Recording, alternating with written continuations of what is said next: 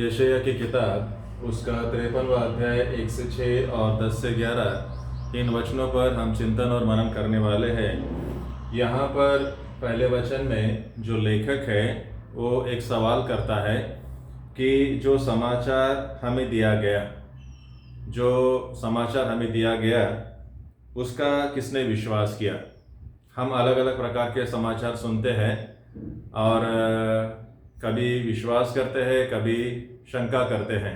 तो यहाँ परमेश्वर का जो दास है वो कहता है कि जो समाचार हमें मिला उस पर किसने विश्वास किया, जो सुसमाचार हमें मिला किसने विश्वास किया।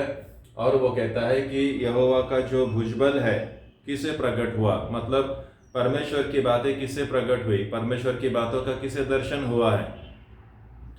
अब इस सवाल का जवाब हम हर एक को देना है कि जो समाचार हमने सुना है क्या हमने उस पर विश्वास किया। हम सुसमाचार की बात कर रहे हैं, जो न्यूज़ चैनल वाले बताते हैं उसकी बात नहीं है, क्योंकि वो बायस होता है, अपने तरीके से वो समाचार बताते हैं। लेकिन हम सुसमाचार के बारे में चिंतन और मनन करते हैं कि प्रभु यीशु मसीह का जो सुसमाचार है जो हमें बताया गया है, क्या हमने विश्वास किया। प्रभु यीशु परमेश्वर का जो भुजबल है, मतलब परमेश्वर की जो शक्ति है, परमेश्वर का जो सामर्थ्य है किसे प्रकट हुआ है, किसे उसका अनुभव आया है, ये इसका जवाब हमें देना है। अब आगे दूसरे वचन में वो प्रभु का जो दास है, प्रभु का जो चुना हुआ दास है उसके बारे में कहता है, जिसकी तुलना हम प्रभु यीशु मसीह के साथ करते हैं। तो ये जो प्रभु का जो दास है उसके बारे में ऐसा लिखा है कि वो अंकुर के समान था। दूसरे वचन में लिखा है क्योंकि वह उसके सामने अंकुर के समान और ऐसी जड़ के समान उगा जो निर्जल भूमि में फूट फूट कर निकले। मतलब ये जो प्रभु का दास है और परमेश्वर के सामने अंकुर के समान। अंकुर मतलब क्या होता है कि जैसा एक छोटा सा पौधा होता है, बस जमीन में से निकलता है तो वो अंकुर जैसा होता है। जैसे मान लो एक बच्चा है जिसका अभी अभी जन्म हुआ है, तो वो पूर्ण रीति से बड़ा नहीं हुआ है, बस अभी अभी जन्म हुआ है, अंकुर के समान है। ना ही तो वो सोच सकता है, ना ही तो वो चल सकता है, बहुत ही वो दुर्बल है। तो ये जो प्रभु का जो दास है वो प्रभु के सामने अंकुर के समान, मतलब एक दुर्बल है, कुछ भी नहीं, छोटे बच्चे की तरह है। नहीं तो वो चल सकता है, सोच सकता है। और ऐसी जड़ के समान जो निर्जल भूमि में से निकली है। हम जानते हैं कि निर्जल भूमि कितनी सख्त होती है और उसमें से किसी जड़ का निकलना बहुत ही मुश्किल होता है। तो ये जो प्रभु का जो दास है इसका जन्म ऐसे हुआ जैसे मान लो निर्जल भूमि में से कोई जड़ निकल रही है, मतलब बहुत तकलीफ से उसका जन्म हुआ है, बहुत तकलीफ से, वो बहुत तकलीफ में है, दुर्बल है और तकलीफ में है।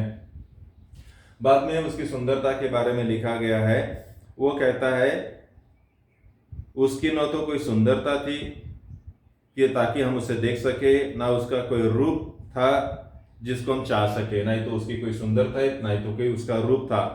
बाद में वो तीसरे वचन में कहता है उसकी जो कंडीशन है, वो कहता है कि वह तुच्छ जाना जाता, उसको तुच्छ माना गया, वो त्यागा गया, वो दुखी था, वो तिरस्कृत था और मूल्यहीन था। इस प्रकार की उसकी कंडीशन थी।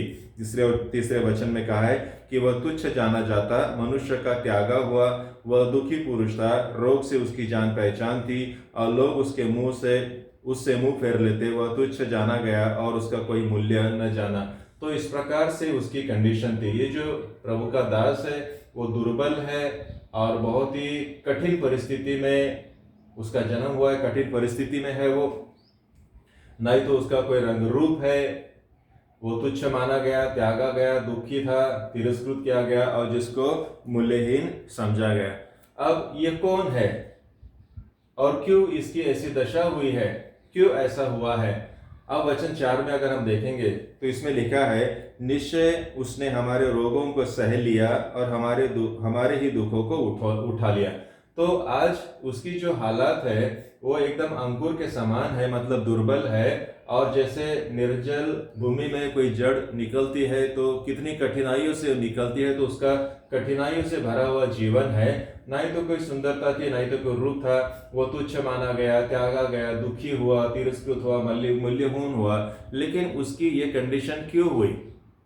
क्या उसने कोई गुनाह किया था या कोई अपराध किया गया था? और चौथे वचन में लेखक कहता है कि हमारे ही रोगों के कारण उसे क्या हुआ है, दुख हुआ है ना। हमारे ही अपराध के कारण वो घायल हुआ, हमारे ही अधर्म के कारण उसको कुचला गया। तो कई बार हम ये सोचते हैं कि शायद उसने कोई गलत काम किया होगा, इसलिए उसको तुच्छ माना गया, त्यागा गया। हम देखते समाज में कभी कभी जिनके साथ जिनका जीवन इस प्रकार से होता है, जो दुर्बल होते हैं, कठिनाइयों में होते हैं, हम अक्सर ये कहते हैं कि शायद कुछ पाप किया होगा इसलिए, लेकिन वैसा नहीं है। वो कहता है कि हमारे ही रोगों के कारण, दुखों के कारण, अपराध के कारण घायल हुआ, अधर्म के कारण कुचला गया।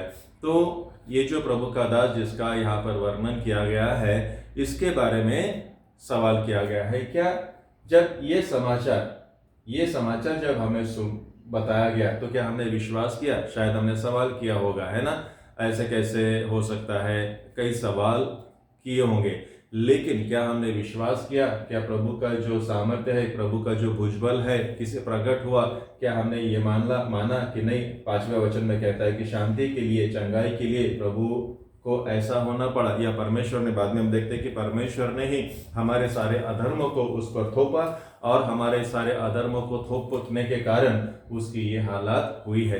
तो ये वो समाचार है जो हमें बताया गया, ये वो सामर्थ्य है जो प्रकट हुआ है। कई बार हम परमेश्वर का सामर्थ्य बड़ी बड़ी बातों में खोजना चाहते हैं, लेकिन यहाँ पर इस प्रभु के दास के द्वारा परमेश्वर का सामर्थ्य प्रकट हुआ है कि वो दुर्बल बना है, ताकि दुर्बलों के साथ आइडेंटिफाई कर सके और दुर्बलों को वो सबल बना सके। तो ये जो समाचार है, क्या ये समाचार हमने सुना है, और क्या इस समाचार को हमने समझा है, क्या इस समाचार को हमने विश्वास किया है? क्या हमने इस प्रभु के दास के जीवन के द्वारा प्रभु परमेश्वर का सामर्थ्य देखा है? हम अक्सर परमेश्वर का सामर्थ्य बड़ी बड़ी बातों में खोजना चाहते हैं, लेकिन परमेश्वर का सामर्थ्य इसी प्रकार से प्रकट होता है। परमेश्वर प्रभु यीशु मसीह ऐसा बना ताकि ऐसे जो लोग हैं, जो दुखी है, त्यागे है, तिरस्कृत है, मूल्यहीन है, उनके जैसा बना, ताकि उनको वो क्या करे, मौलवान बने, ताकि उनको स्वीकृत बनाए। तो इस प्रकार से प्रभु यीशु मसीह का जीवन था, वो दुर्बल बना ताकि दुर्बलों को वो क्या कर सके, सबल कर सके।